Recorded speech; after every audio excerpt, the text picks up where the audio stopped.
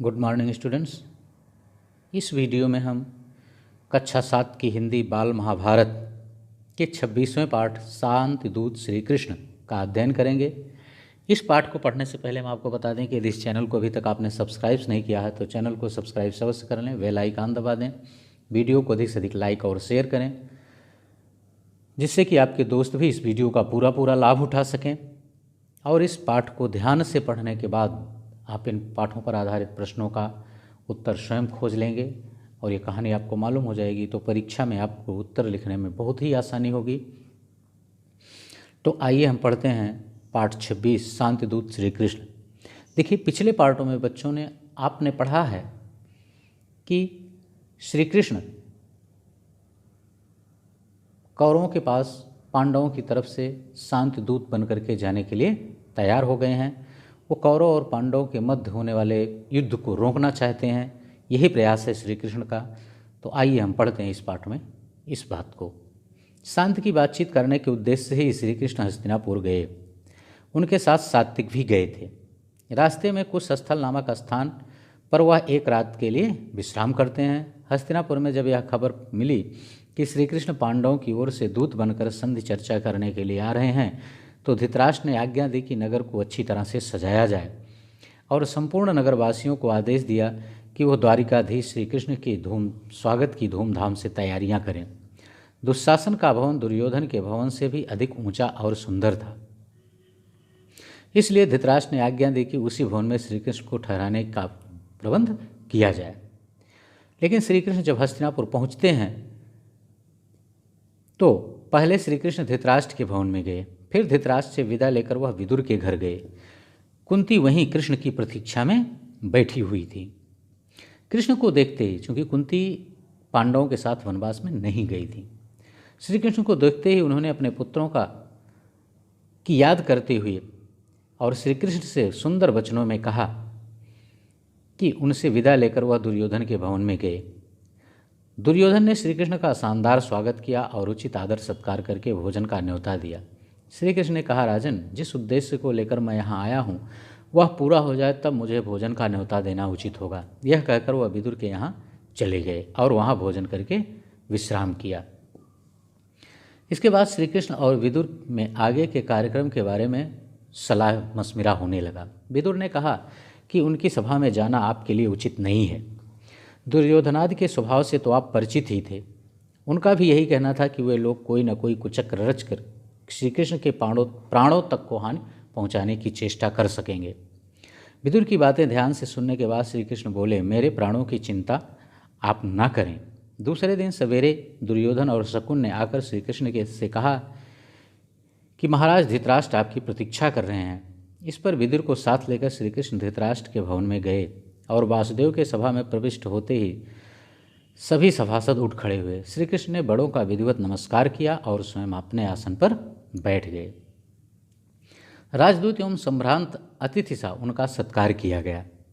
इसके बाद श्री कृष्ण उठे और पांडवों की मांग सभा के सामने रखी। फिर वह धृतराष्ट्र की ओर देखकर बोले, राजन, पांडव शांतिप्रिय हैं, परंतु साथ ही वह यह भी समझ लीजिए कि वे युद्ध के लिए भी तैयार हैं। पांडव आपको पिता स्वरूप मानते हैं, इसलिए आप ऐसा उपाय करें कि आप भाग्यशाली बने रहें। यह सुनकर धृतराष्ट्र ने कहा, सभासदों, मैं भी वही चाहता हूँ जो श्री कृष्ण को प्रिय है। इस पर श्री कृष्ण दुर्योधन से बोले, मैं इतना ही कहना चाहता हूँ कि पांडवों को आधा राज्य लौटा दो और उनके साथ संधि कर लो। यदि यह बात स्वीकृत हो गई तो स्वयं पांडव तुम्हें युवराज और धृतराष्ट्र को महाराज के रूप में सहर्ष स्वीकार कर लेंगे। भीष्म और द्रोण ने भी दुर्योधन को बहुत समझाया, फिर भी दुर्योधन ने अपना हठ नहीं छोड़ा। वह श्री कृष्ण का प्रस्ताव स्वीकार करने पर राजी न हुआ। धृतराष्ट्र ने दोबारा पुत्र से आग्रह किया कि कृष्ण का प्रस्ताव मान लेना ही उचित है और यदि ऐसा नहीं किया जाएगा तो हमारे कुल का सर्वनाश हो जाएगा। लेकिन दुर्योधन ने अपने आप को निर्दोष सिद्ध करने की जो चेष्टा की थी उससे श्री कृष्ण को हंसी आ गई। तभी श्री कृष्ण ने दुर्योधन को उन सब अत्याचारों का विस्तार से स्मरण कराया जो उसने पांडवों पर किए थे। भीष्म, द्रोण आदि प्रमुख वृद्धों ने भी श्री कृष्ण के इस वक्तव्य का समर्थन किया। यह देखकर दुशासन क्रुद्ध हो उठा और दुर्योधन से बोला, भाई मालूम होता है ये लोग आपको कैद करके कहीं पांडवों के हवाले न कर दें, इसलिए चलिए यहाँ से निकल चलते हैं। इस पर दुर्योधन उठा और अपने भाइयों के साथ सभा से बाहर चला गया। इसी बीच धृतराष्ट्र ने विदुर से कहा, तुम जरा गांधारी को सभा में ले आओ। उसकी समझ बहुत स्पष्ट है और वह दूर की सोच सकती है, हो सकता है उसकी बातें दुर्योधन मान ले। यह सुनकर विदुर ने सेवकों को आज्ञा देकर गांधारी को बुला लाने को भेजा। गांधारी भी सभा में आई और धृतराष्ट्र ने दुर्योधन को भी सभा में फिर से बुलाया। दुर्योधन सभा में लौट आया, लेकिन क्रोध के कारण उसकी आंखें लाल हो रही थीं। गांधारी ने भी उसे कई तरह से समझाया, परंतु दुर्योधन उसकी बातें को भी मानने वाला नहीं था। अपनी माँ को भी उसने मना कर दिया और दोबारा सभा से निकलकर चला गया। बाहर जाकर दुर्योधन ने अपने साथियों के साथ मिलकर एक षड्यंत्र रचा और राजदूत श्री कृष्ण को पकड़ने का प्रयत्न करने लगा। श्री कृष्ण ने तो पहले ही इन बातों को कल्पना कर ली थी। दुर्योधन की यह चेष्टा देखकर वह हंस पड़े। श्री कृष्ण उठे, सात्यक और विदुर उनके दोनों ओर हो गए।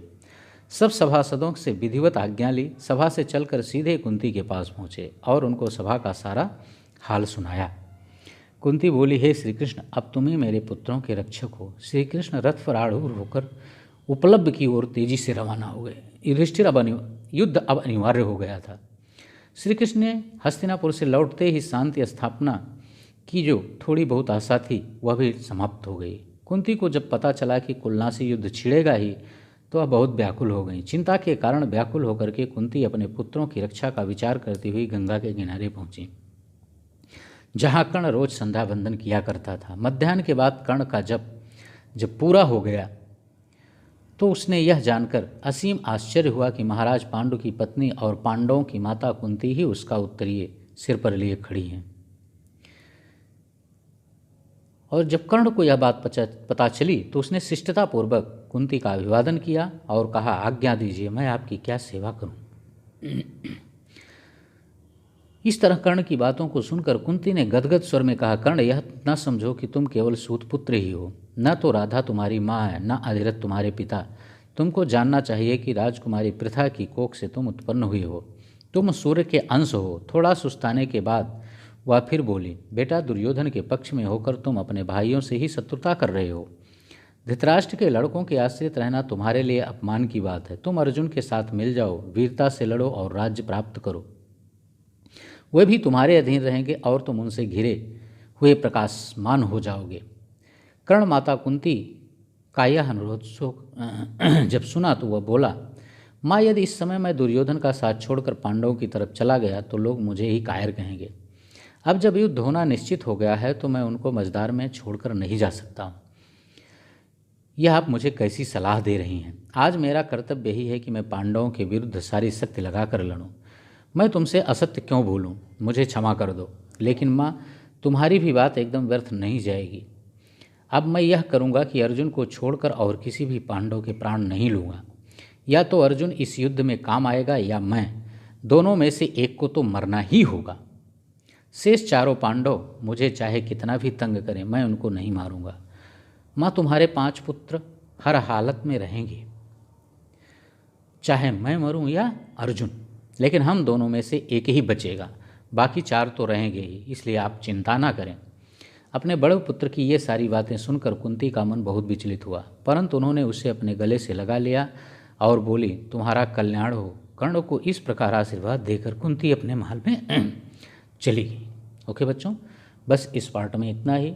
यदि इस चैनल को अभी तक आपने सब्सक्राइब नहीं किया है तो चैनल को सब्सक्राइब अवश्य कर लें।